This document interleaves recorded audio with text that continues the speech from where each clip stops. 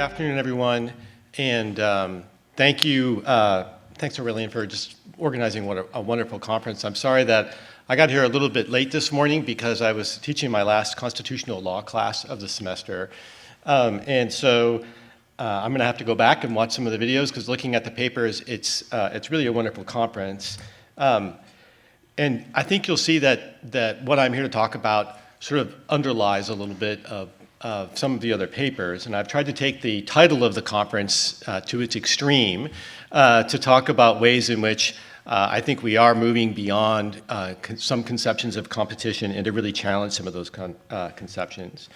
I want to talk today really about the language of regulatory decision making.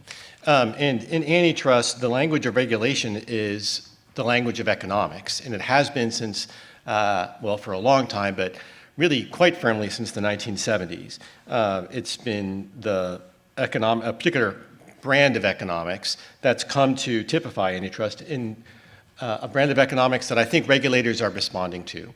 And they're responding to it in economic terms, although I think they're doing it for reasons that have regulatory intuitions as opposed to economic ones.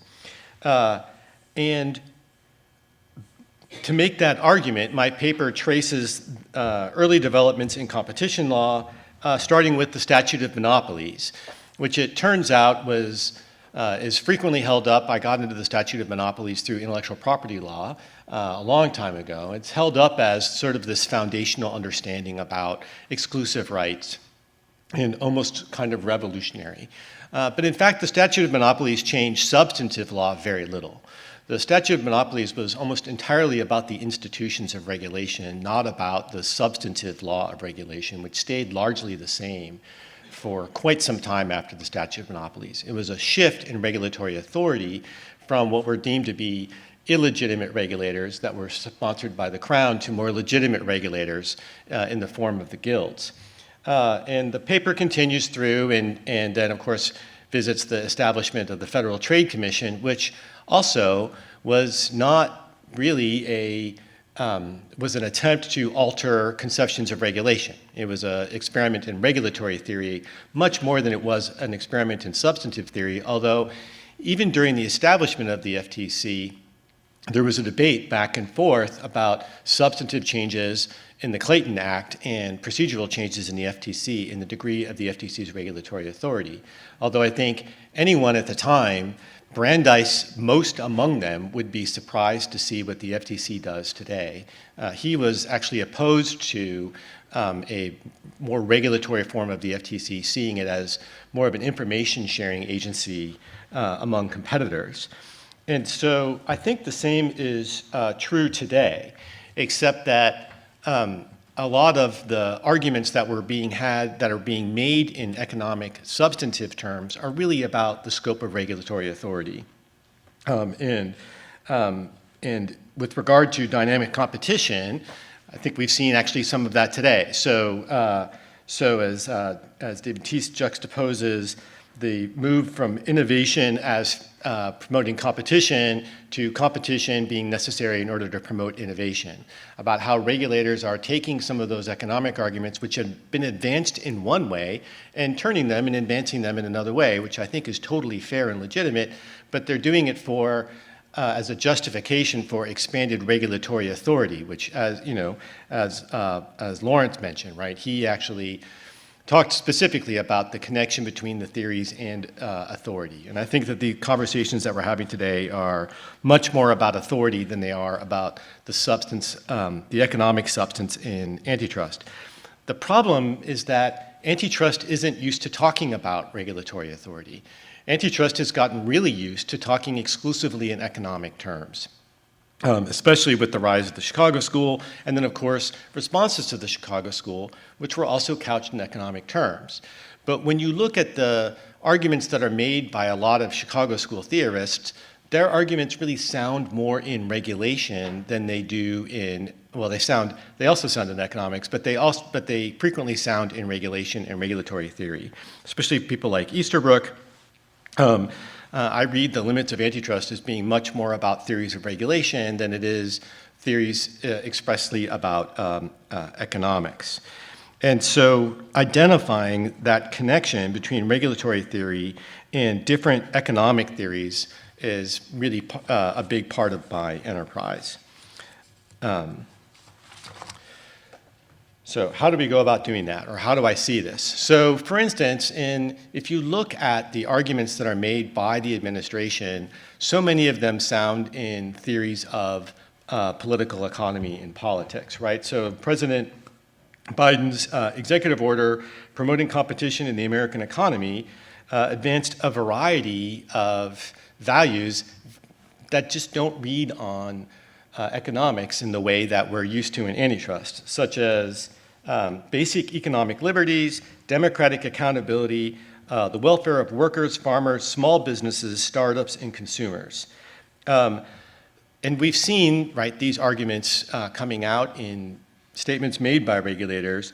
At the same time, they're also arguing for different models of regulation, really as a matter of administrative law. The FTC and DOJ, in announcing changes to their approach to enforcing the antitrust rules, have also announced differences in their approaches to regulatory theory and arguments about deference, right? The FTC's 2022 statement going beyond Section 1 and 2 and arguing for quite a bit more deference from courts, that I think those arguments in particular sound in regulation. But a lot of their arguments are being advanced in the language of economics, and specifically in the language of potential competition or latent competition. And these are really arguments I advance in the paper that are much more about their confidence in predicting effects, and I think we've had that conversation today. A lot of conversation about the degree to which models are able to predict particular economic effects. And the question is, whether or not that's actually at the heart of what the FTC and DOJ are arguing. So we're used to going back and forth about those items in economic terms, but I think that we're really having two different conversations at the same time. That regulators and politicians are having a conversation about regulatory control of the economy, and we're having conversations about what is actually likely to lead to particular economic outcomes. I think both conversations are great, but we're seeing a real shift, and I think we're going to start seeing it in courts over the degree to which those regulatory arguments have bite. And of course, right, you see it even in the FTC's in the non-compete order, right, which advances not only a theory that sounds in economics about the effect of non-compete agreements, but also a regulatory theory about the way in which the FTC is actually going to regulate. And there's intersections with other areas in which the Supreme Court's considering these arguments with regard to Chevron, in the Loper, Bright, and Relentless cases, or even the possibility of non-delegation, which is an argument that I explore in the paper with regard to the FTC's authority to interpret Section 5 in a broad way, especially one that's likely that they want deference for. In this way, I actually think antitrust is fundamentally different from these other areas. And so to the extent that we're seeing cases on Chevron or potentially non-delegation in other areas, I'm not sure how well they're going to translate to antitrust, because I actually think antitrust has always been about this. That in other areas, so for instance, economic regulation, environmental regulation about the parts per million of a pollutant, there's a relationship between the substance of the regulation and the assertion of regulatory authority. There always is.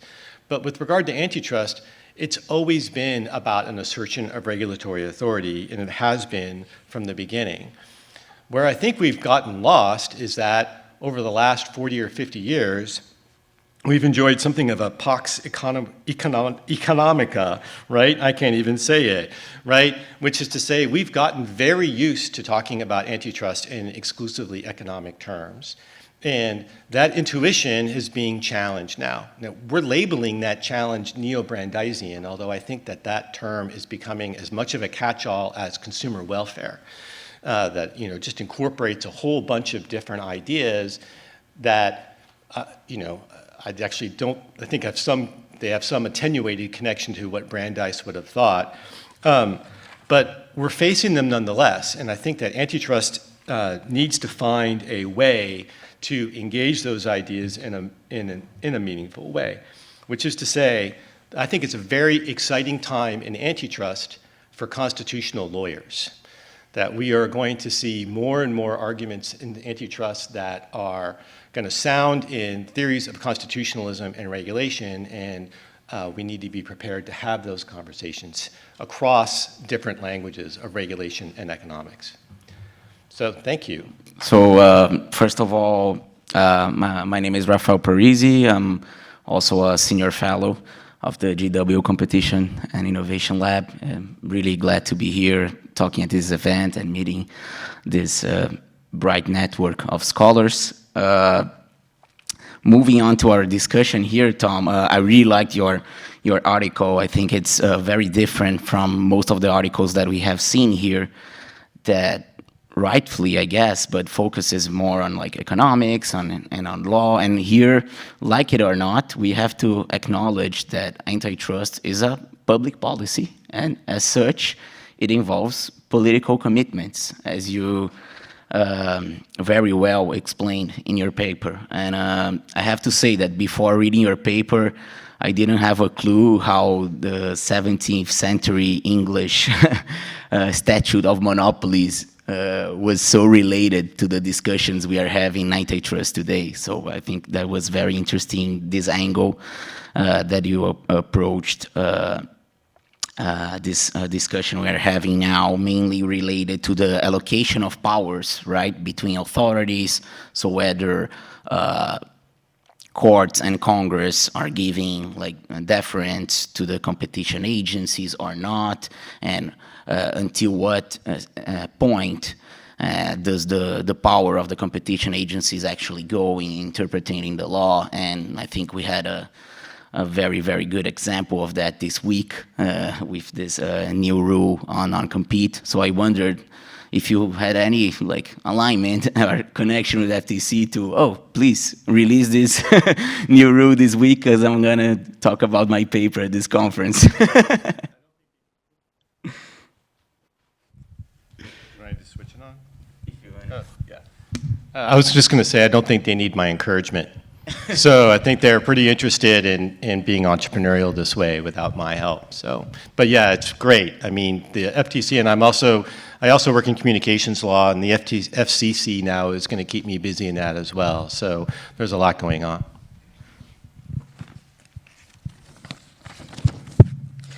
I think it's a very interesting discussion. And another point that it called my attention is that you mentioned that these political commitments, they were always there, right? So I think we've seen in a lot of papers, a lot of rulings, especially like related to the Chicago school, let's put it this way, that like the consumer welfare standard, for instance, it's mainly like an economics concept, when in actually it's not, like you perfectly explained. It is also a value. It is also a fruit of political commitments, as it was like antitrust within the discussions of the Sherman Act in the late 19th century, in the discussions of the Clayton Act, the FTC Act as well, and like we're having now. So I think it was a very interesting touch that you gave to connect all of these discussions, all of these interesting pieces of statutes, including that one from 17th century England. Just some quick questions that I wanted to make you some follow-up comments after your speech.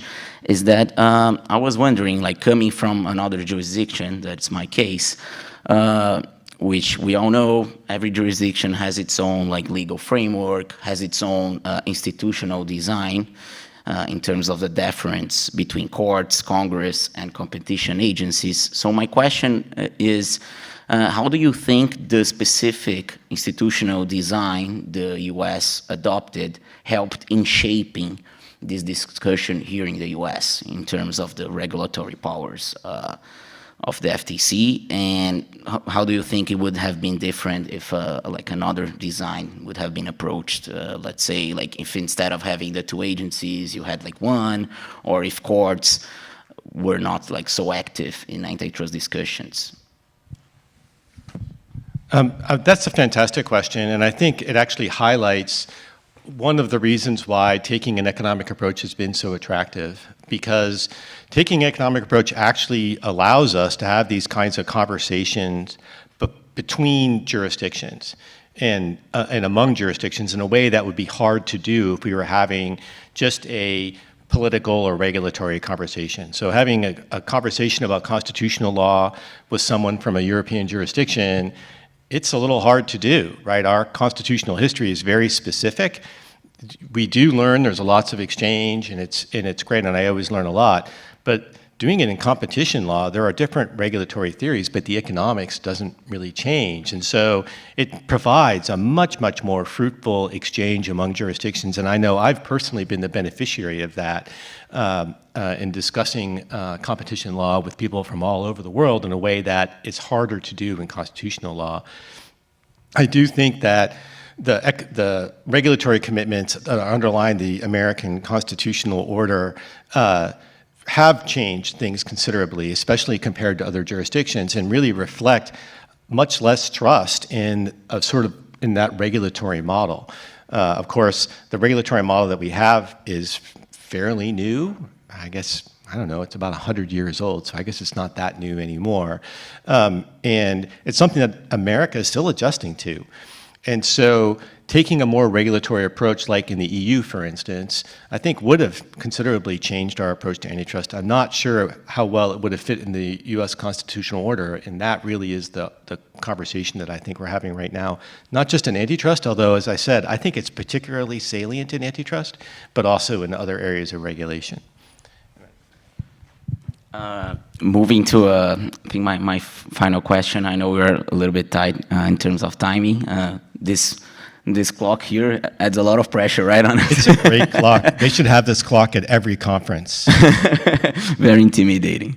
But yeah, so now I wanted to just touch like directly on like dynamic competition, right, which is the main focus here of our conference. And like you very nicely put in your article, considering that political commitments are a reality when it comes to antitrust policy, I wanted you to comment further, like how do you think this balance should be put between the regulatory powers of the authority and this need for having more abilities, more capabilities for authorities to address and to actually like conduct a better assessment considering dynamic competition issues, which we all know and which we all have been discussing here, that is necessary, but at the same time it's very hard. So how do we balance this need for additional capabilities for the authorities with this regulatory powers limitations and differences?